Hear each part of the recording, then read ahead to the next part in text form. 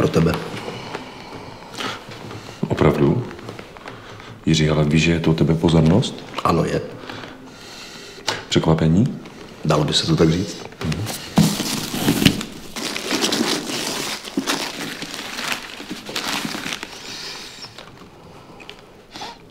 Jiří, víš, že jsem dojel? Ano, vím. Mohu? Musíš. Já jsem tak napjatý. Ano, si.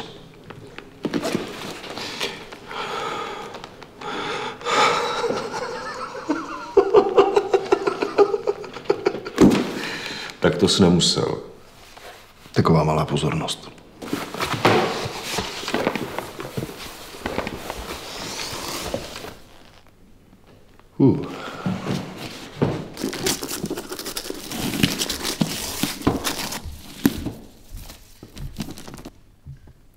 Dobrý večer, dámy a pánové. Já se ještě jednou omlouvám tady za to drobné zpoždění.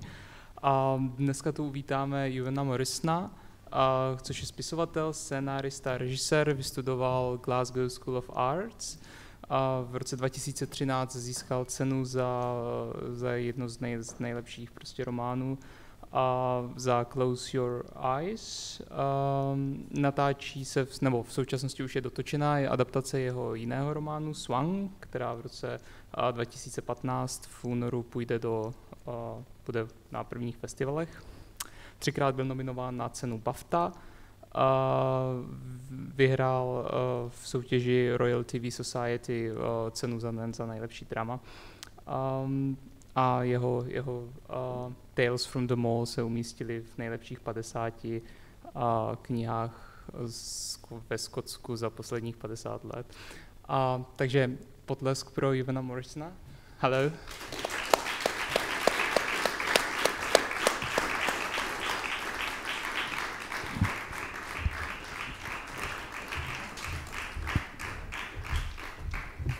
Thank you.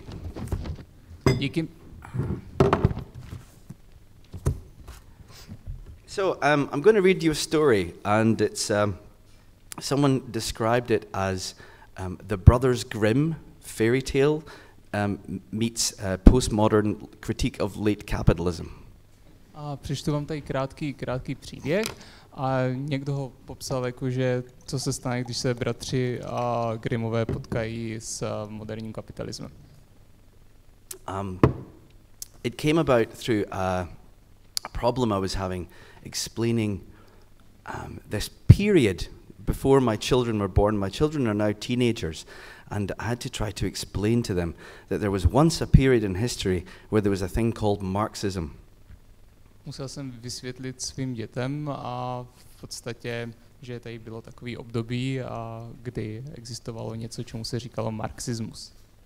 And it was very strange to my children to realize that there was actually some other way of doing things, or that it finally made sense of all of the moaning and groaning that I do all the time about endless materialism.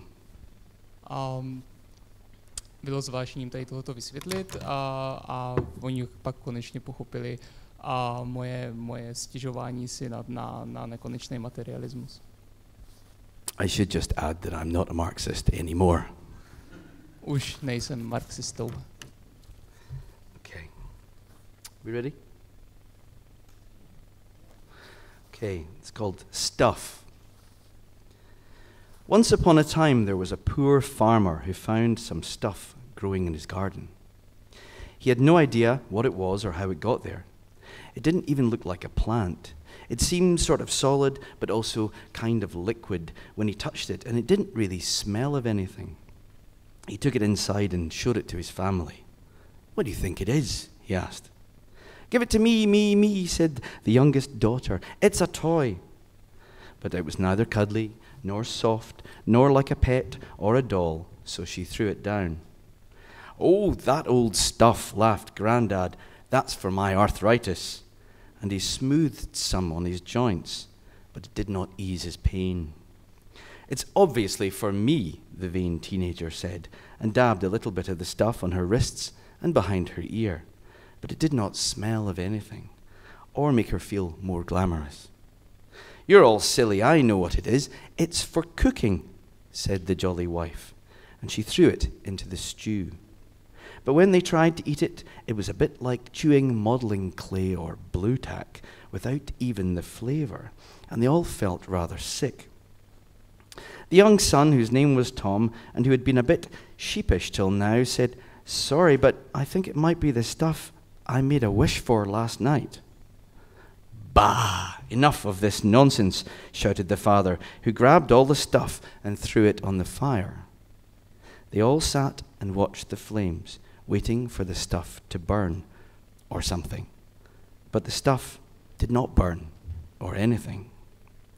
The next day the farmer woke early and found that even more of the stuff had appeared in his garden. "What on earth is it?" he asked himself. "Get rid of it," his wife said. "I don't like having it round here, and the neighbours will start gossiping." So the farmer picked up all the stuff he could and put it into 2 old boxes and loaded them in his rickety old truck and set out to the local dump. But it was a long drive, and the truck chugged and shook all the way, and he had to stop for a rest. On a street corner, he saw a young man approaching. "What have you got there?" farmer asked the young man. Because they lived in a land where there were few things to go round, and people often went hungry, and it was rare to see farmers with boxes of anything. "Oh, just some stuff," the farmer replied. "It's completely useless." The young man looked shocked. "Nothing is useless," he replied, repeating what he'd been taught since he was little, and growing ever more curious. "Go on, what is it really? Can I see inside the box?" said the young man. Then the farmer realized that maybe he could trick the young man into taking the stuff with him and maybe make a profit. "Well," the farmer said, "this is pretty secret stuff, not just for anyone." The young man looked over his shoulder to see if anyone was watching. He looked very interested. "Go on, give me a peek." He went through his pockets. "I'll give you 2 coins, he said. The farmer shook his head. "Okay, 3 coins, and this ring from my finger," said the young man, "and I'll take the lot." It was a deal. The farmer helped the young man lift down the 2 boxes of stuff and drove off, thinking that would be the end of it. The young man was a pretty crafty chap. As people passed him by on the street corner, he whispered, "Psst, I've got some stuff." The bosses of the country hadn't let anyone have anything new in many years, and it was illegal to sell anything without permission, so it had to be kept very hush-hush. Very soon a small crowd had formed, and people were asking many questions in excited whispers. "What's it for? Will it help my hearing? Will it look good with my red hair? Will it mend my car? Does it stick things together?" The young man kept them guessing, and soon they were haggling. The people in this country did not have much money, so they swapped things. "But what's it really for?" asked the baker. "It's worth a leg of lamb," the crafty young man replied. So for a little bit of stuff, the baker gave him 4 loaves, and the cobbler gave him a pair of boots, and so on it went. And as there was less and less of the stuff, the price went up. So by the time he was down to the last bit of stuff, it was worth 3 silver rings, 4 pair of boots, a churn of butter, and 10 rounds of cheese. Far too many things to even carry home. Suddenly there was a voice from above, and all the townfolk ran away. One of the men from the committee stared down. "Selling something without a permit, are we?" the committee man said. "What is it, lad?" The young man was struck dumb. I don't know," said the young man. "It's just some stuff." You'd better come with me," said the committee man. "Leave the cheeses and all these other things and bring that so-called stuff with you." So the young man was led through the grimy streets to the grey town hall, down the long dusty corridors to the big dark office. There he was made to stand before the 5 members of the committee, old men in grey suits, who were the only ones allowed to decide the price and use of things and what punishments should be given to those that broke the rules. The young man trembled as he handed over the stuff. The committee men took their time, touching, squeezing, sniffing, and shaking it. "It's for cleaning floors," the old man said. The old man with a stooped back said finally. "Nonsense, it's for making bombs," declared the angry-looking man. No, it's obviously a kind of hair restorer," said the baldy man. As they could not agree, they became more and more cross. "You shall pay us 3 sheep, a cow, a bicycle, and 10 rounds of cheese as punishment," they told the young man. He nodded, thanked them, apologized, and went to pick up the remaining stuff. But they snatched it away. "And we shall confiscate this," they said gruffly. The young man was glad to be set free of the stuff, and as soon as he was out of the office, he ran for his life. The committee wanted to be rid of the stuff, as it seemed to spell trouble. They decided to send a sample to the bosses in the big city. They thought that was the last they'd ever hear of it. When the box of stuff arrived in the huge grey palace of the Central Committee, the officials prodded and sniffed the contents before passing it on, perplexed, to the scientists. In airtight rooms with reinforced glass windows, the stuff was burned, frozen, melted, cut, blended, squashed, and exploded, with careful measurements being taken. As the scientists gathered their results, they became afraid. So did the Central Committee as they read the report. They had no choice but to present their findings to the glorious leader, a big old man with a deep voice and grey hair from the burden of ruling the country for all of his life. "What?" he raged. "A thing of no use? It's not possible." He scattered the papers from his desk. "You have 1 month to find a use for this thing," he screamed, "and keep this stuff secret, or I shall send you all to rot in the darkest, coldest prisons." The top committee member did not want to rot in prison, so he passed his stuff on to the second member of the committee. But he did not want to touch it either, so he passed it on to a third member. And so it went on, with no one taking responsibility and everyone passing the stuff down the line, till finally the junior office managers took the stuff home and told their wives about it. They then passed the stuff out onto strangers. With every passing, the stuff got broken into smaller pieces and spread to more and more people. It was as if it grew and multiplied. Soon everyone in the country had heard of this secret stuff and wanted to catch a glimpse of it. Every day the glorious leader stared at the piece he had kept for himself in the secret drawer of his desk, and it tormented him. As the month passed, he took to his sick bed. He raged and screamed at his assistants. Everything in his country, from the tallest building to the smallest grain of sand, had to have its place, its use, its price fixed, its purpose known. Nothing was ever wasted. Millions of lives depended on this system. A thing of no use would shatter everything. When the glorious leader heard of how the committee had let the stuff escape to everyone in his country, he had them executed. And the first committee too, and the young man, and the farmer, and his wife, and the teenage daughter, and the old grandfather, everyone, in fact, who had ever come in contact with the stuff, all killed by bullet. Only the little boy, Tom, escaped, running for his life. The glorious leader screamed to his assistants that all trace of the stuff had to be erased. Buying the stuff or even talking about it was punishable by death. Spies would listen to phone calls. Children would report on their parents if they mentioned the stuff. He had a vast hole dug in a hidden place, and the stuff was to be thrown in there and buried forever. The glorious leader stood by the deep hole, gazing down. As a gesture, he was to throw in the bit of stuff that he had, but he could not bring himself to do it. In fact, no one could. No one came to throw in their stuff.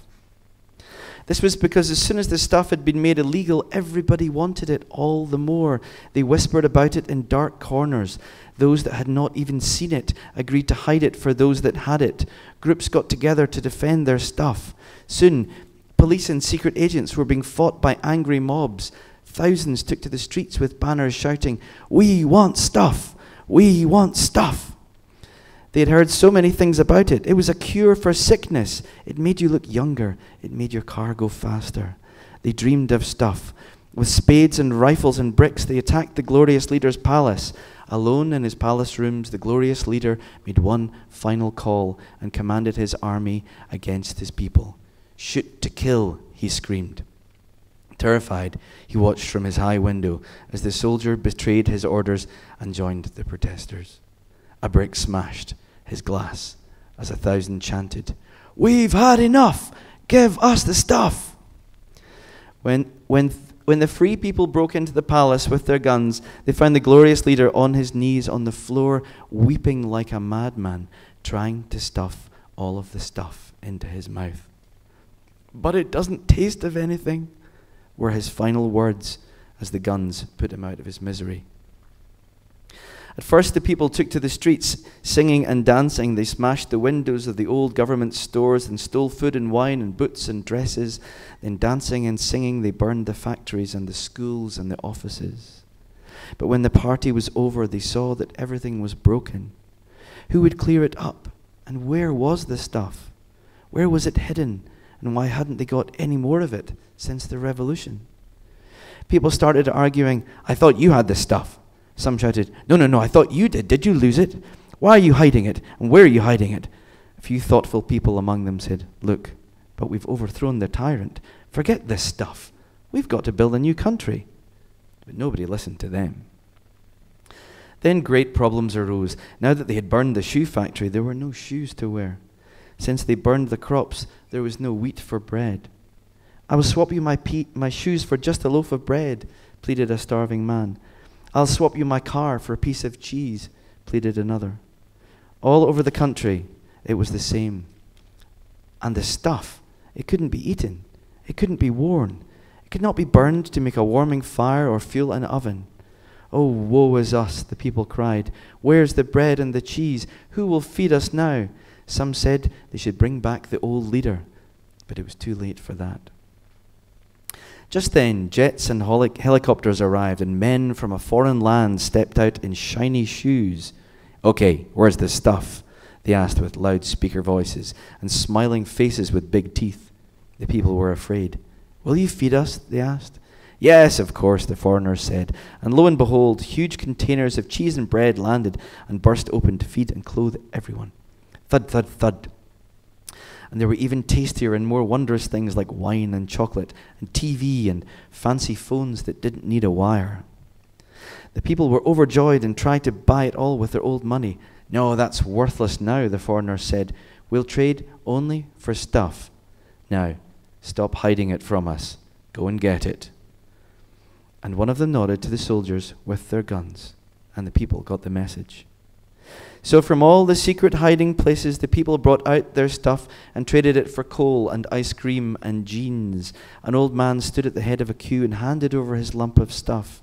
The foreigner handed him a loaf in exchange. But the old man protested, I paid a tractor for the stuff last year.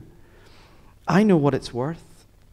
And the foreigner said, I ask you, what is the value of anything? What is the value of a glass of water to a man in a rainstorm compared to a man lost in a desert? What is the value of a flower or a summer's day or a human life? You people have enslaved yourself so that you might keep the price of an apple constant. Nothing is fixed.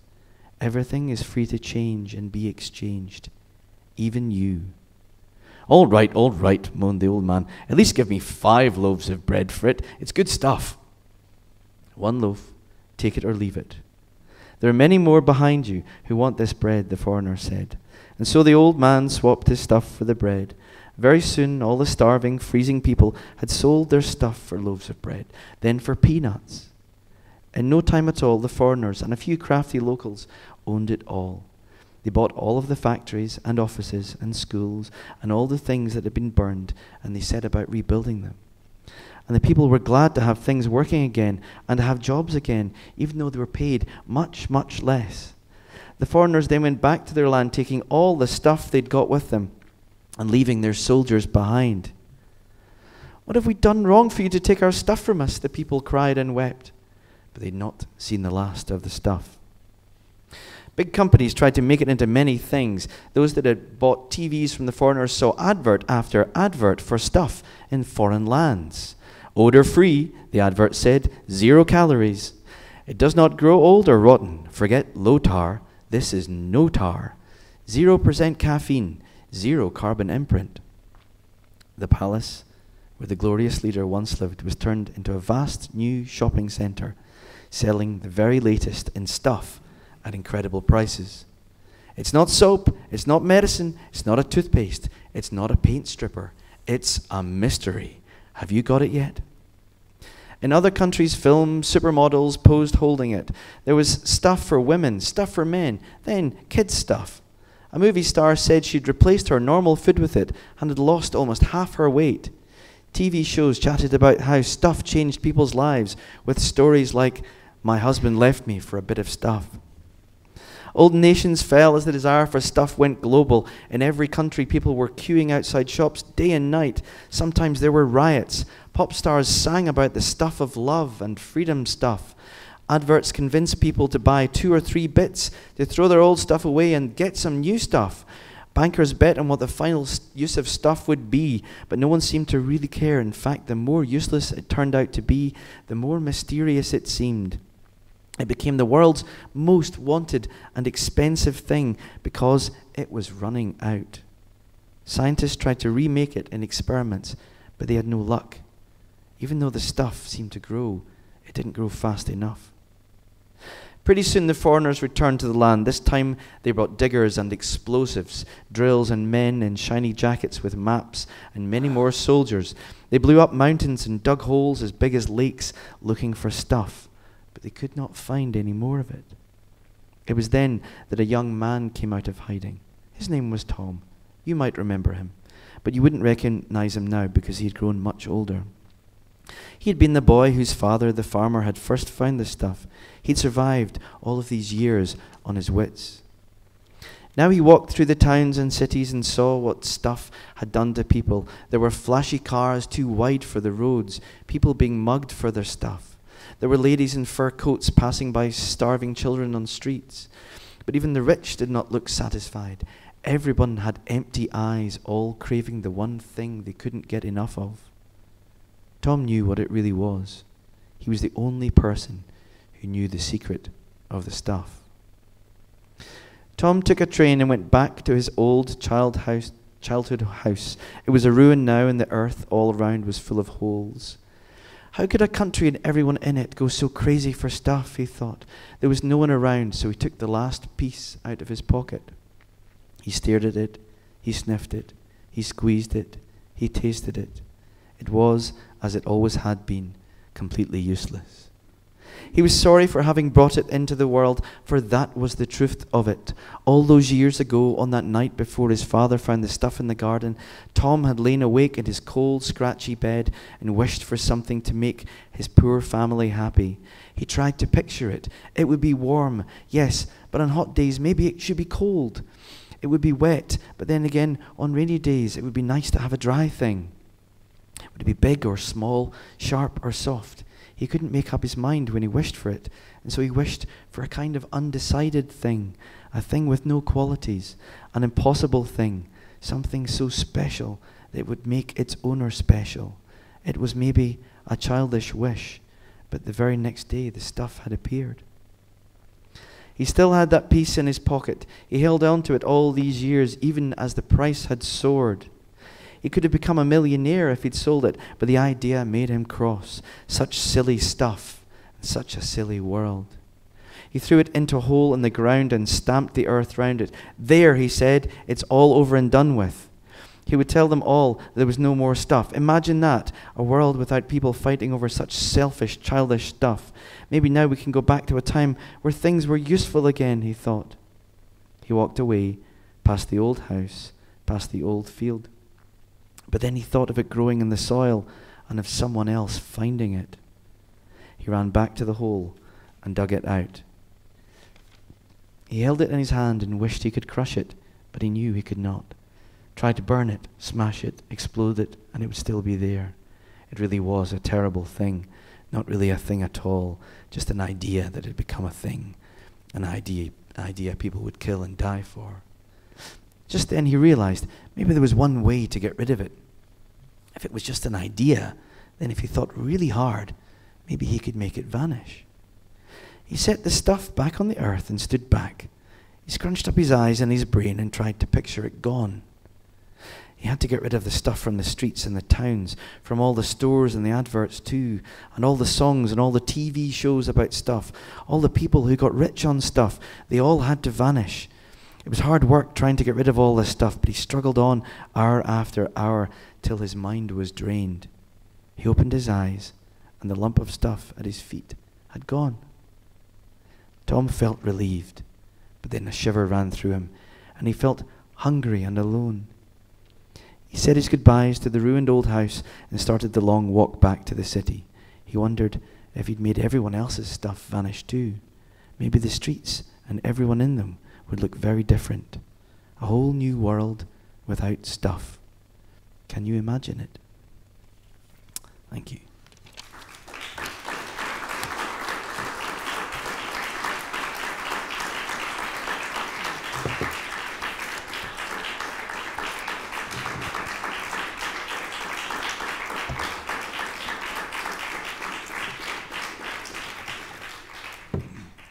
Of course, the moral of the story for my children was completely lost, because the first thing that my children asked me when I finished reading them the story was if they could see some stuff. And from that it then follows, can I have some? A samozřejmě se trošku ztratila mých dětí ta pointa, protože první věc, na kterou se mě zeptali, když to četli, bylo jako, co je to za věc a kde ji můžu sehnat. So we're going to do a little translation of my Loch Ness Monster thing. All of us have been invited to write about the Loch Ness Monster. I once looked for the Loch Ness Monster when I was a child for about a day. Uděláme tady takový drobný experiment s překladem mé takové té kratičké povídky, co tady máme o Loch Nessce. Všichni o Loch Nessce ví. Všichni se ji snažili najít. You all know he's an aquatic dinosaur, yes? Yeah. A znáte prostě tady tyhle ty podmořský dinosaury. He's a bit like Stuff. He turns up in many different forms. Taky jako ta věc se objevuje v mnoha možných tvarech. Okay. When I awoke, all my friends had vanished, and in their place sat the monster. Když jsem se probral, zjistil jsem, že všichni mý přátelé jsou pryč a že na jejich místě sedí příšera. His tail stretched out through the front door. 5 tables lay crushed beneath his vast and ancient gut. Obrovským vrásčitým břichem rozsedla 5 stolů a ocas jí čouhal z místnosti ven. His neck stretched twice around the bar, and he filled himself with beer from the taps. Krk měla na 2krát obtočený kolem baru a obřími doušky do sebe lila pivo přímo z pípy. I dared not move for fear that he would eat me alive, but I need not have been worried. A raději jsem nedutal to, kdyby mě třeba chtěla sežrat, ale ukázalo se, že se nemám čeho bát. All he wanted was to drink and talk. Dneska si příšera chtěla jenom s někým popovídat a trochu se přitom napít. No one believes anymore, he moaned, and I ventured that I could sympathize. Lidi už dneska na nic nevěří, postěžovala si a já velice opatrně souhlasil. There's no bloody mystery these days. I blame technology, he went on.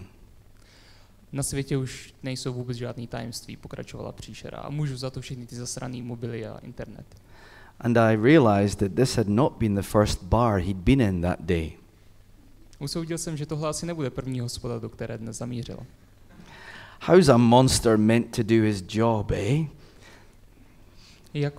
Já jsem normální poctivá příšera, víme, ale jak mám dělat svoji práci? They're not happy with shadows and illusions anymore. Oh no, I can't just swim around leaving ripples and rumors. Nějaký náznaky nebo stíny na hladině už dneska nikoho nezajímají. Už si nemůžu jen tak plavat kolem dokola a nechávat za sebou vlnky.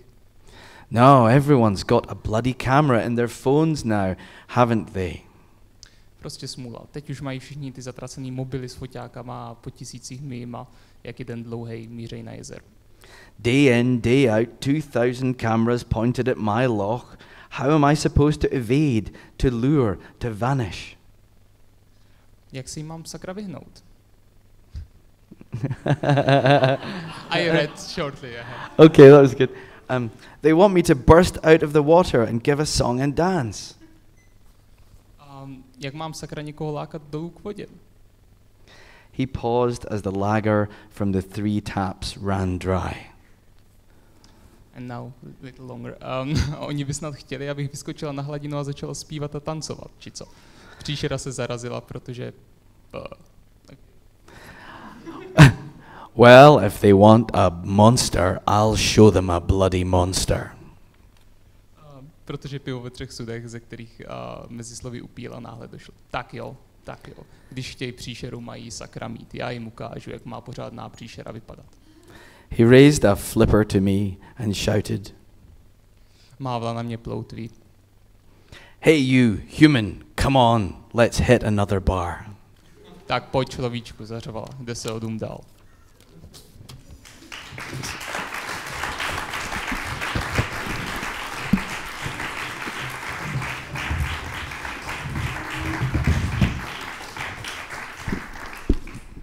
Takže klasicky budou nějaké dotazy určitě. A nějaký první dotaz?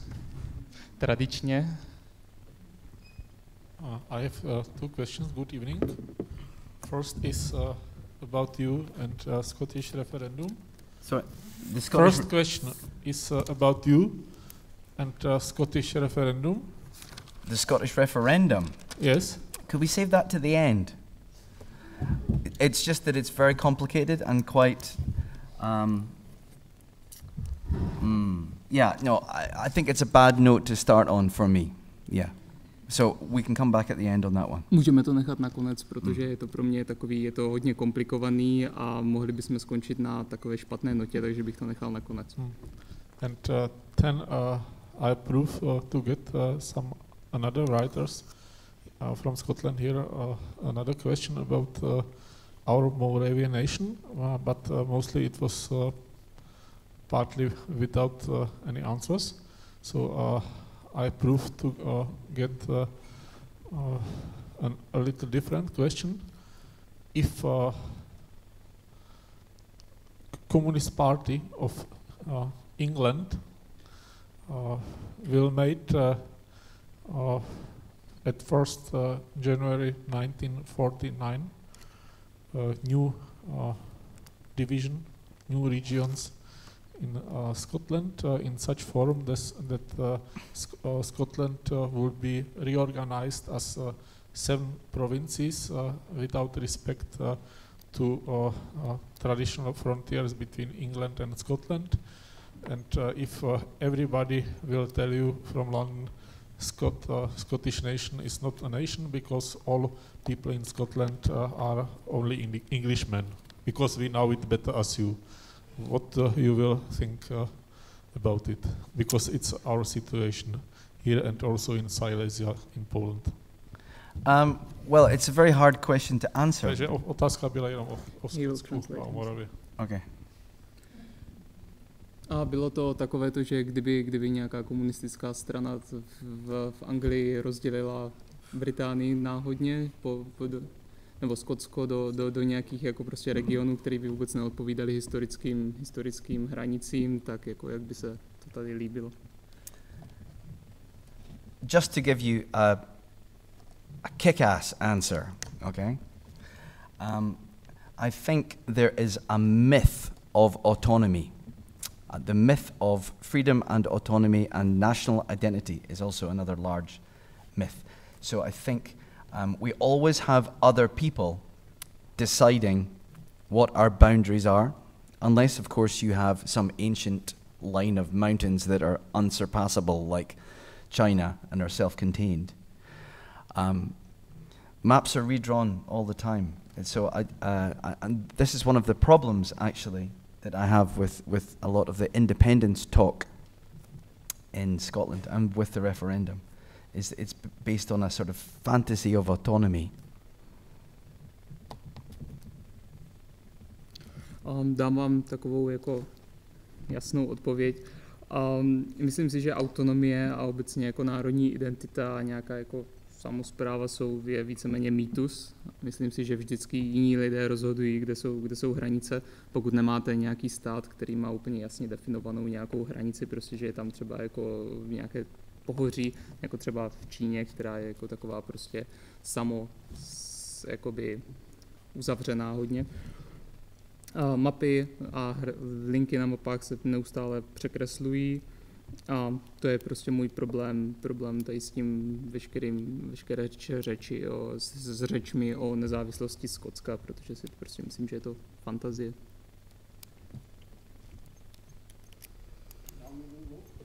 Sorry? How you will vote? I'm going to vote yes for independence, but it's very complicated to get there. Yeah. A budu hlasovat ano, ale je docela složité se jako dostat k tomu proč.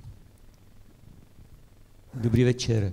Jste nositelem různých literárních a dramatických cen. Co si o těch cenách myslíte?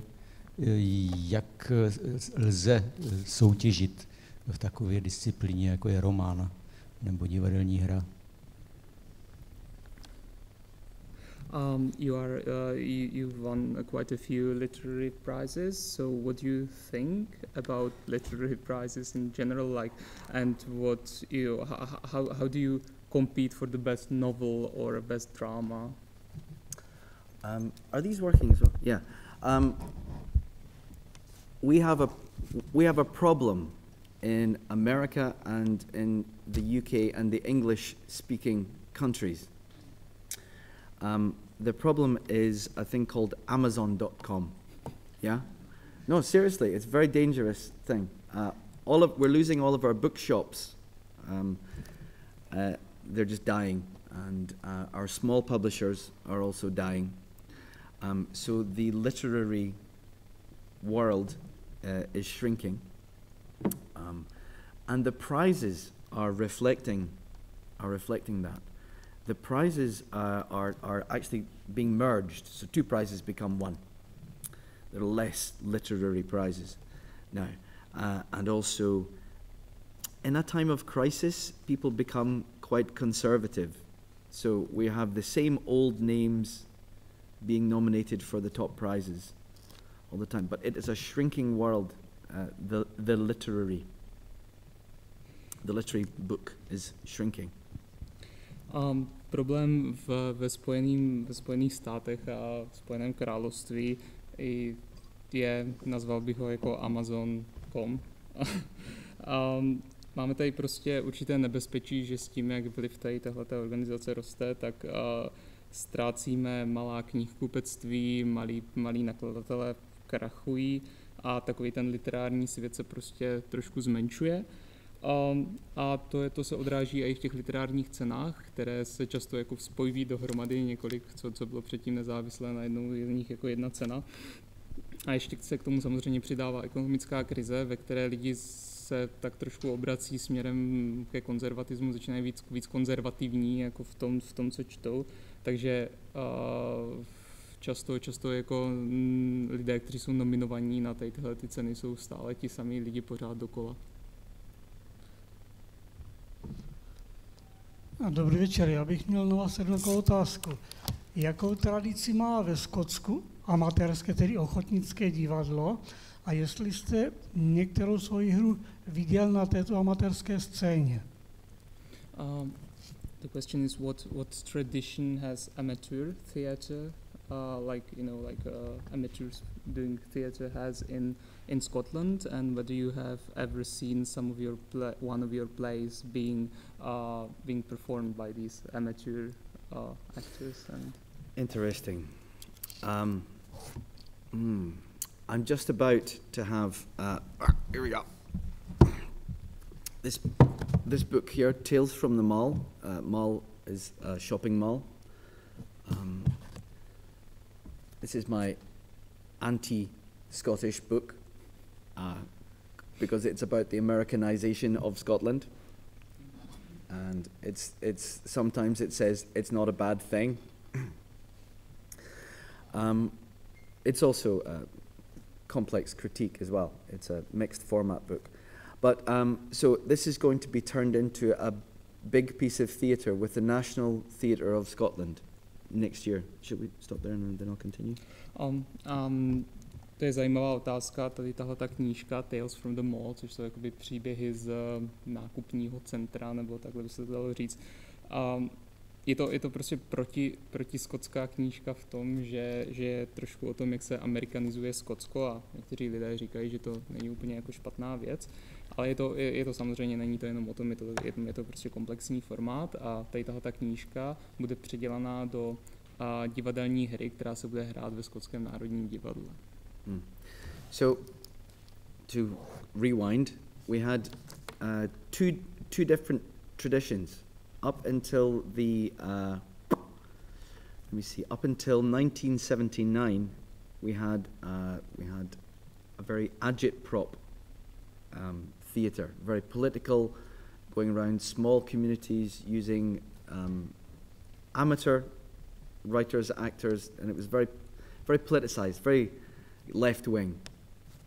This died after 1979 completely, and then we had the emergence of more postmodern and more proper theatre in Scotland. Now things have changed again. How are you doing with that? Takže abych se vrátil trošku zpátky, tak máme ve Skotsku dvě takové velké tradice.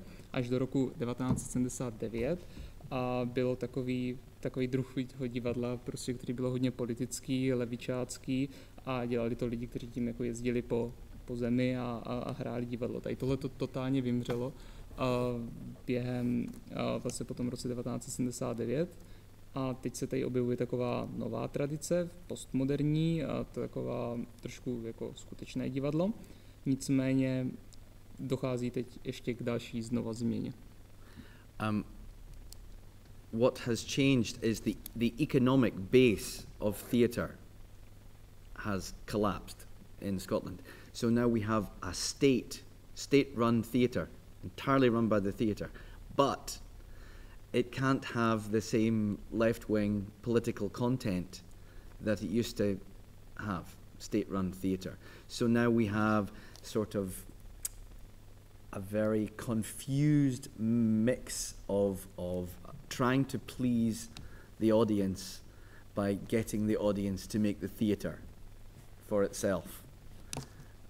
It's a bit like the third way in politics, you know, somewhere between neoconservatism and communism. You have this complex monster. Jde o to, že vlastně jakoby ta hospodářská základna nebo ta ekonomická báze prostě divadla se totálně zhroutila, takže co teď máme ve výsledku je divadlo, které v podstatě platí stát, takže to by jakoby řekněme státní divadlo a to si samozřejmě nemůže dovolit být tak jako úplně totálně na levici, takže jako se teď jsou tak jako trošku zmatení v tomhletom ohledu a snaží se často se zalíbit prostě publiku a nechat to publikum v podstatě jako si vymýšlí, co teda v tom divadle bude, což bych řekl, že je to taková trošku jako třetí cesta, něco mezi neokonzervatismem a komunismem a je to takový kompletní prostě monstrum. Just the ideological phrase is everyone's story is important. This is the new ideology. So it's anti-authorship. Ta ideologie je v podstatě jako o tom, že příběh kohokoliv je důležitý, takže je to celkově jakoby prostě proti autorům, proti autorství. But the irony is that we live in a consumer culture, so when we make theatre that reflects what everyone is and what everyone wants, we end up making a kind of propaganda for consumerism, subsidized by the government. Ta ironie je samozřejmě v tom, že lidi prostě konzumují, lidi jsou konzumenti a v momentě, kdy je necháme teda, aby si udělali to divadlo jako celkově sami, tak skončíme s něčím, co je v podstatě reklama na konzum, na konzumní styl života. Okay, finished. Hello, thank you for your reading. I'm curious about your notion of Marxism. Your short story had quite a moral, as you said, but it seemed to me that there was also a bit of class division notion. For example, there was authority which decided about price of the stuff. What can you say about this, and why do you think you are not Marxist anymore? I will translate. Ptal jsem se autora na to, proč vlastně o sobě tvrdí, že už není marxista, protože v jeho povídce se mi zdálo, že tam byla vlastně zmínka o nějakém třídním rozdělení, kdy například určitá autorita rozhodovala o ceně těch věcí a jestli může nějakým způsobem tohle rozvinout. Good question. I was a Trotskyist. Simple answer. No, I discovered recently that the three main people that started the neoconservatives in America also were Trotskyists. This was news to me. Let's translate this. To je dobrá otázka, řekl bych, nebo já jsem byl prostě trockista a nedávno jsem zjistil, že 3 hlavní lidé, kteří se dali považovat za takové zakladatele neokonzervatismu v Americe, byli taky příznivci Trockého. But to answer your question, why not a Marxist anymore? As a Scottish person, I find we have a very strong left. We have a left wing that is frozen like a block of ice in 1979 and before. There are people in Scotland who will say things like, oh, communism didn't work in Russia, but it's still a good idea. You know.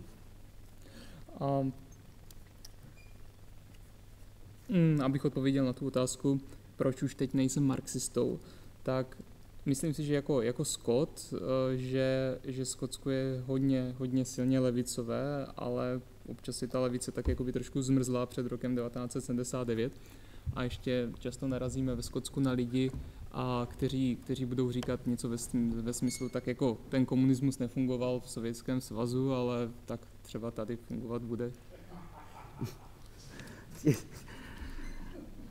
Amnesia, we call this. And if you ask these people, how many people were killed by the communists in the 20th century, they will say, less than the Nazis, maybe 5 million. This is what people think in Scotland. Je to taková amnézie. A když se třeba zeptáte ve Skotsku některých lidí, jako kolik asi lidí bylo zabito nebo zemřelo v důsledku komunismu, tak vám řeknou, no tak míň než zabili nacisti, tak třeba něco kolem 5 milionů. So as someone who has been through the changes in the left throughout my life from Trotskyist to question mark, more on the right though, I know all of the facts now about communism, and I know the processes that people on the left use to hide information and to hide the real arguments. So I had to give up the left really because of the evidence of what has gone wrong and how it is impossible to run a planned economy or even a social democratic country without, at the very least, stagnation. Sorry. Takže já jsem jako prošel, řekněme, takovou škálou změn od, řekněme, toho trockismu, marxismu až k někam k otazníku, ale spíš jsem teda jako se považuji, že jsem trošku napravo. No a prostě v tom průběhu jsem zjišťoval všechny ty fakta o komunismu a ty procesy, kterým se prostě, kterým komunisti, řekněme, schovávají ty informace nebo schovávají ty argumenty jako proč být proti. A musel jsem jako kvůli těmhletěm důkazům, kvůli těm informacím, které jsem získal, jako na levici trošku zanevřít. Vím jako prostě, co se všechno pokazilo, vím, že není možné vést jakoby státem řízenou ekonomiku a mám pochybnosti i o jako té sociální demokracii obecně.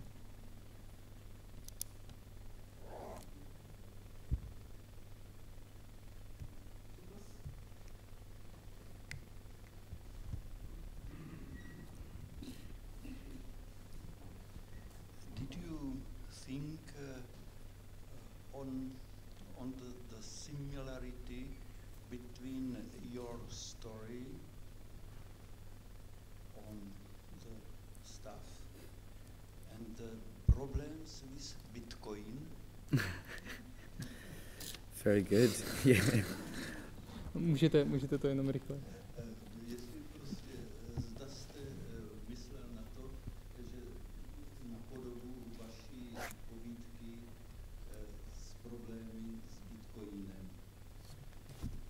Yeah, well, we're all, not all.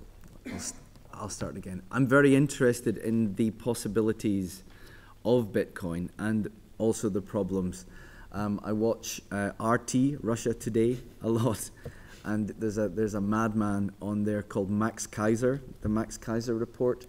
He's very passionate about Bitcoin, and he's convinced capitalism is going to collapse and Bitcoin is the next big thing. I don't think that's the case, but I think we all have to have a look at what the options are just now. It's a very precarious time. We're probably going to go into another recession in 2 years or so. So it's being a writer, I don't have to have the answer to the political solution, you know. Samozřejmě mě jakoby zajímají ty možnosti, které Bitcoin nabízí, ale také ty problémy toho Bitcoinu. Já se občas dívám na RT.com, což je ten ruský kanál, a na něm se prostě vyskytuje taková osoba, která se jmenuje Max Kaiser. A on tam vede jakoby takovou show, která se říká Kaiser Report. A on je do Bitcoinu hrozně zažraný a má prostě takovou tu představu, že kapitalismus už jako je v posledním tažení a brzy se zhroutí. A já si myslím, že se to nestane, ale otázka je, jako jaké jsou možnosti do budoucna, co bychom měli dělat, a myslím si, že jako nás čeká v dalších 2 letech další recese, a to je to dobrý. Když jsem spisovatel, tak nemusím mít vyloženě odpovědi tady na tyhle politické otázky.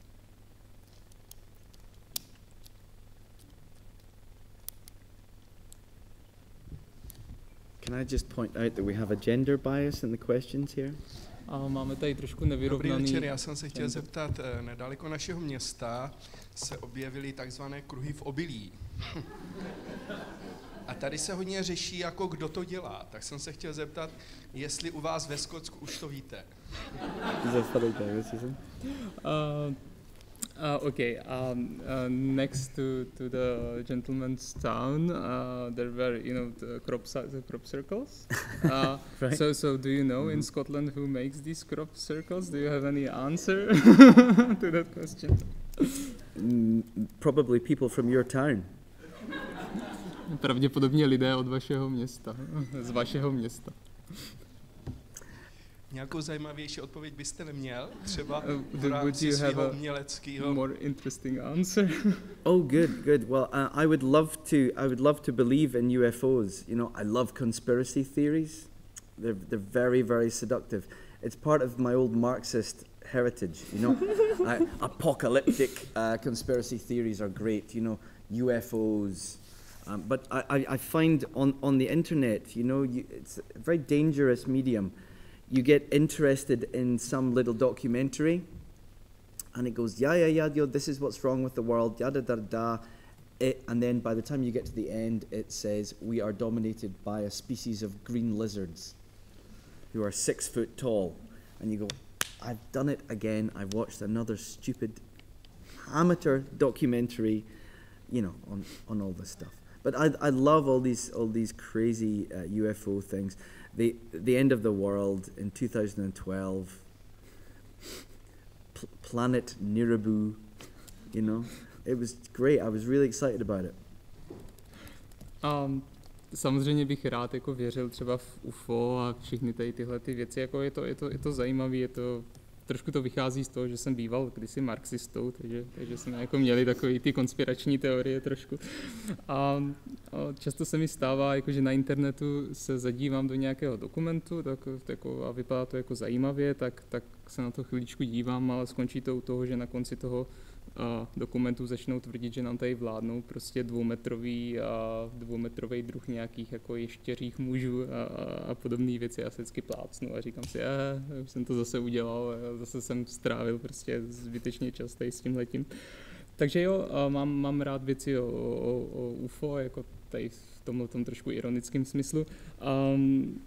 Všechny ty konspirační teorie, konec světa v roce 2012, planeta Nibiru, která nás tady zlikviduje a tak dále. Říkáte, že že jste se kazil Trockým, že jste byl trockista, opustil jste to.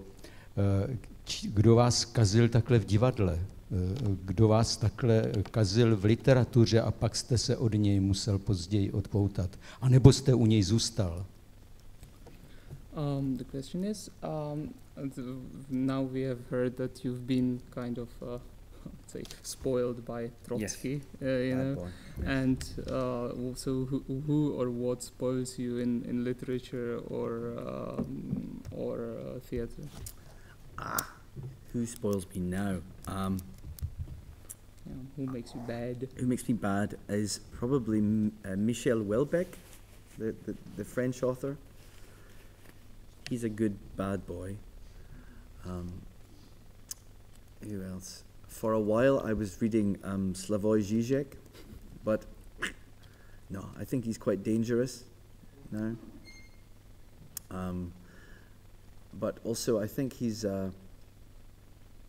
it's almost like there is a secret power pulling the strings of Slavoj Žižek, you know? He's a hand puppet of some great force. But of course the force isn't there. He's just an empty hand puppet. Momentálně mě docela kazí Michel Houellebecq. Michel Houellebecq. A francouzský spisovatel, takový trošku dobrý, zlý chlapec. A taky jsem jednu dobu docela četl Slavoje Žižka, slovinského filozofa, marxistu.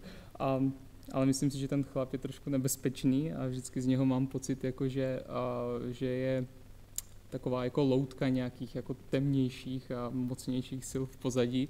Nicméně pravděpodobně ne, pravděpodobně je to jenom Slavoj Žižek, akorát on je jenom ta loutka. Já bych se chtěl ptát ještě na jednu věc. Když jste byl marxistou, byl jste v té době v zemi, kde zítra ji znamenalo včera?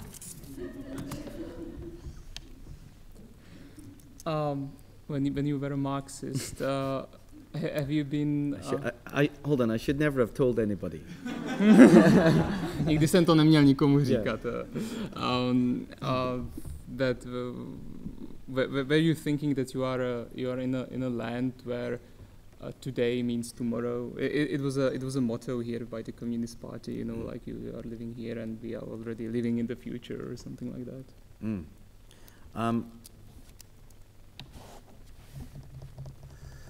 Jenom bych poprosil příští otázku ženu nějakou.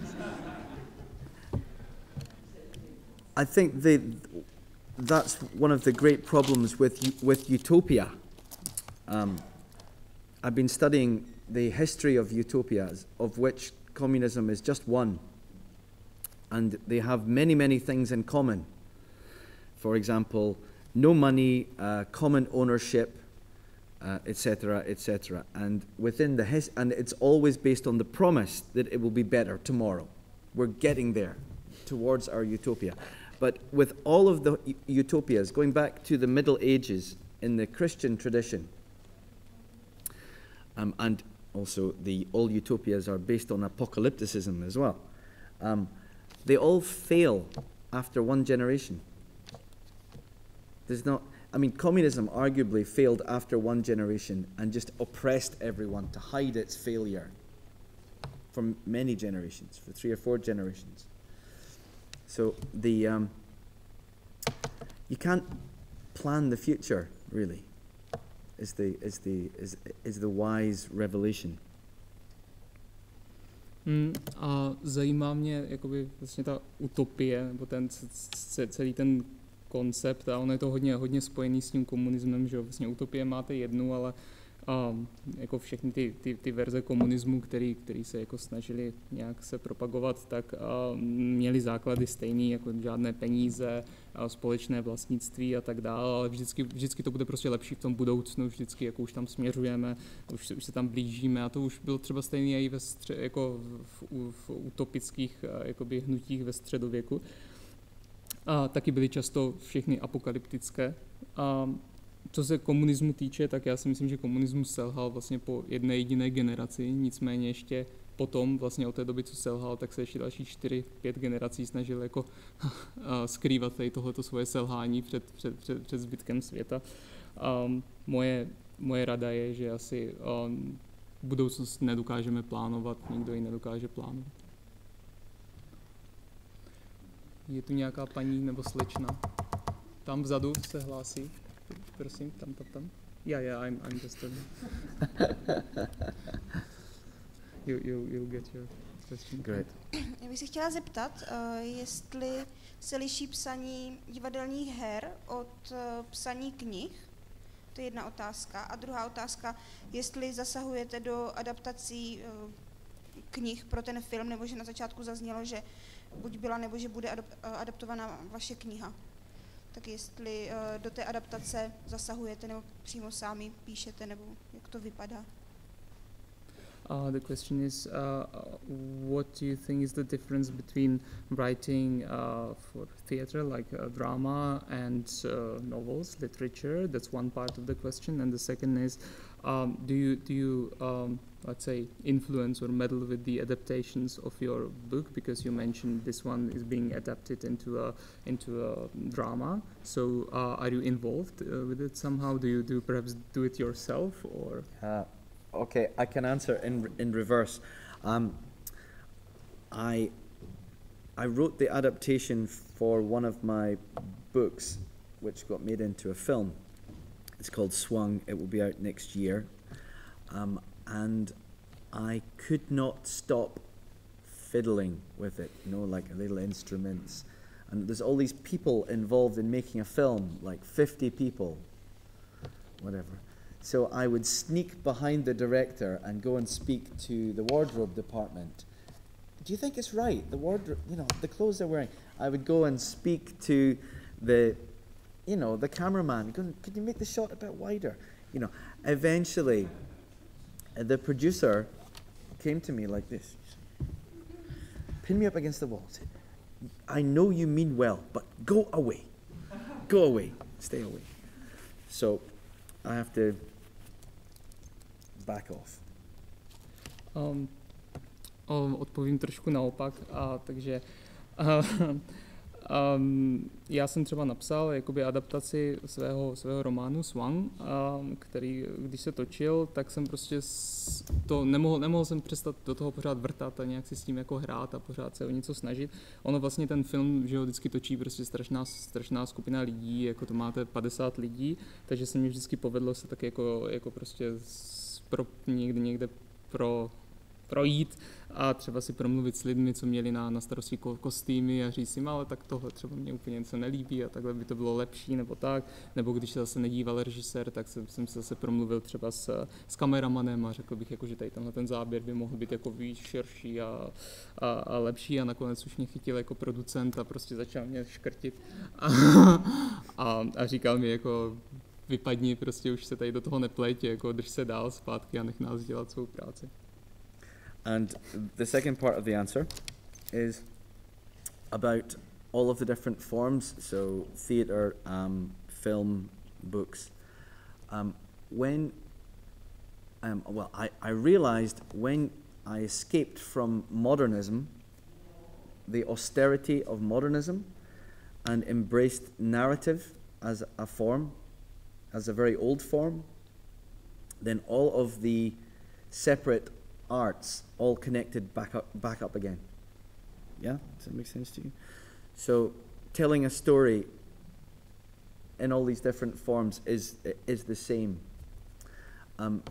It's only when you have the austerity of modernism in the theatre or a certain kind of, again, strict rules about literature that these become separate. We have to go back to Aristotle, you know, and read about the types of stories. That's what I've done, and it's been very helpful. A k druhé části vaší otázky, když jsem opustil modernismus s jeho takovou úsporností, nebo respektive s jeho strohostí, tak jsem si vlastně uvědomil, že když jsem se vrátil zpátky jako k vyprávění, jako prostě k příběhu, tak jsem si uvědomil, že ty jednotlivý jakoby druhy umění, jednotlivé části se vlastně spojují tam zpátky dohromady a začíná to fungovat. Takže myslím si, že jakoby, když vyprávíte příběh, tak je stejný v podstatě ve všech těch uměních a jenom pokud se tam objeví ten modernismus s tou jeho strohostí a snahou prostě všechno rozsekat na jednotlivé kategorie a jednotlivé umění a zavést prostě přísná pravidla pro tu danou formu umění, tak se dostaneme jako tady do této situace. A proto čtu Aristotela a jeho prostě on psal o vyprávění, o typech příběhů a myslím, že bychom se na to všichni měli znovu podívat. That was the last question. Okay. Jedna poslední otázka. Last question.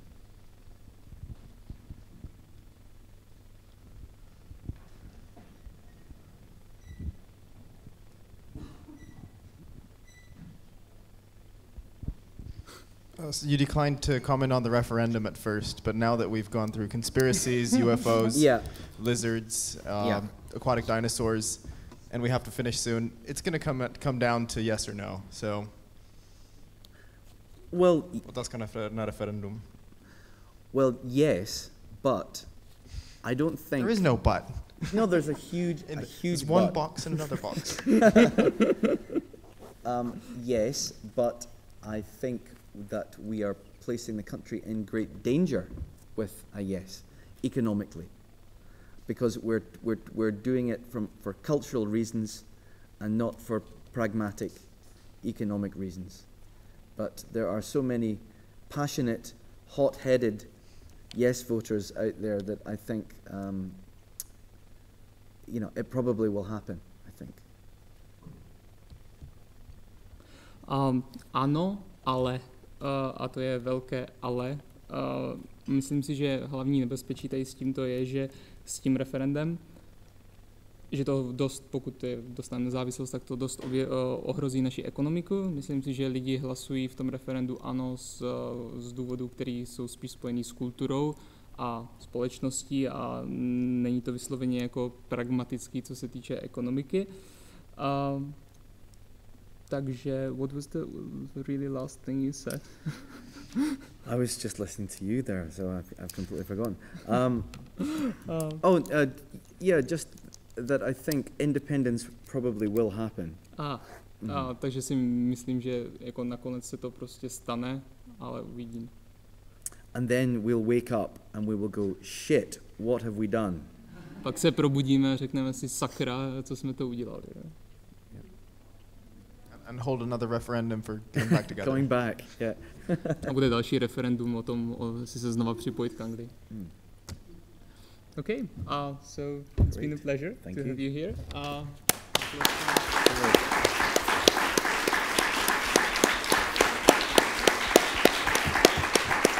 Great.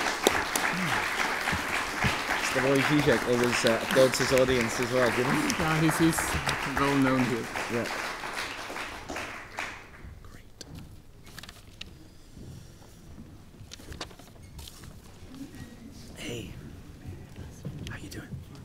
Would you like me to sign it? Yeah. Okay, great, no problem. I'd like to ask you, have your books for sale or just to show? They're just for show, really. But I'm afraid to say that you have to go to Amazon to get them. Do you have Amazon in this country, or like an internet? Because not yet. Not yet. Yeah. I think you'll be protected by your own language as a barrier against their monopoly. But you know. they are going there. Oh, the bookshops already. Yeah. They are going planning to do passengers in. Yeah. Wait and see what happens. We even have small other shops that are closing because of Amazon, like car shops, and because Amazon sells everything, microphones, mobile phones, glasses, people don't need to leave their house anymore. Yeah. Great, thank you. What's your name? Daniel. Daniel. Ewan. I'm sure I'll be outside shortly after. Oh, it's a good soft pen. Thank you, thank you. There we are, sir. Did you get an answer? Was it adequate for your question? You have a very long proposition there about Moravia. Yes, but to your words, I want practically, maybe it's realism also, but I have dreams about the better world for not only for Moravians, but everybody. Other sides, also maybe now when economy tak nikdy není pozdě začít, se slovníkem a True. Tak jsem začínal já. Not theoretical, but real nationalism from the government or from the people. It's a complex question, my question, for which you must put more time, was also Adolf Hitler used nationalism after the economic crisis after the First World War. And through this war industry, economy of Germany was changed, but it was not good.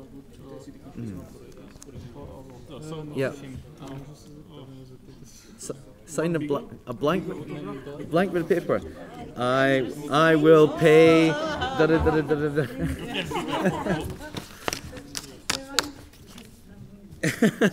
Sign a blank bit of paper. There we go. And email address, if I can. Okay. And bank details. And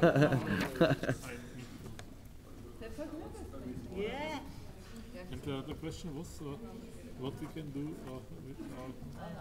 in such situations as in Eastern Ukraine, because people in Eastern Ukraine, when left and right-oriented people in Kiev would be able not only to make a treaty, but